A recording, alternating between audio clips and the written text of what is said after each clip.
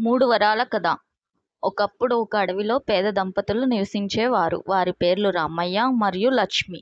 వాళ్ళు చాలా నీతిగా జీవించేవారు, దయగా ఉండేవాళ్ళు. కానీ వారు ఎంత కష్టపడినా వారికి సంపద రాలేదు. ఒకరోజు రామయ్య అడవిలో పాతిన చెట్లు చూసేందుకు వెళ్తాడు. అక్కడ అతడికి ఒక తపస్సు చేస్తున్న ముని కనబడతాడు. రామయ్య అతన్ని గౌరవంగా పలకరిస్తాడు. ఆ ముని రామయ్య మంచితనాన్ని గుర్తించి అతనికి 3 వరాలు ఇస్తానని చెబుతాడు. రామయ్య ఆనందంతో ఇంటికి వచ్చి లక్ష్మికి ఈ విషయం చెప్తాడు. ఇద్దరు చాలా సంతోషంగా ఏ వరాలు కోరుకోవాలో ఆలోచించడం మొదలు పెడతారు.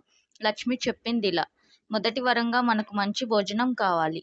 అంతే, వెంటనే వంటగదిలో విస్తరిలో రుచికరమైన విందు తయారవుతుంది. ఇద్దరు ఆశ్చర్యంతో ఆహారం తింటారు. రెండో వరం తర్వాత రామయ్య అనుకోకుండా ఇలా అంటాడు: ఈ భోజనం కంటే బంగారు ముద్దలు ఉంటే బాగుండేది. అందుకోసం కోరకపోయినా ఇది వరంగా లెక్కింపబడుతుంది. వెంటనే విందు మాయం అయి బంగారు ముద్దలు పడతాయి. లక్ష్మి కోపంగా చెబుతుంది: ఇప్పుడు చివరి వరం వృధా చేస్తే మనం కొంచెం కూడా లాభపడం. కోపంతో లక్ష్మి అంటుంది: నీ నాలుక కనిపించకపోతే బాగుండేది. వెంటనే రామయ్య నాలుక మాయమవుతుంది. అతను మాట్లాడలేకపోతాడు. అప్పుడు లక్ష్మికి దుఃఖం వేసింది. చివరి వరాన్ని వాడి అతనికి నాలుక తిరిగి రావాలని కోరుతుంది. అలా ముగుస్తుంది 3 వరాలు.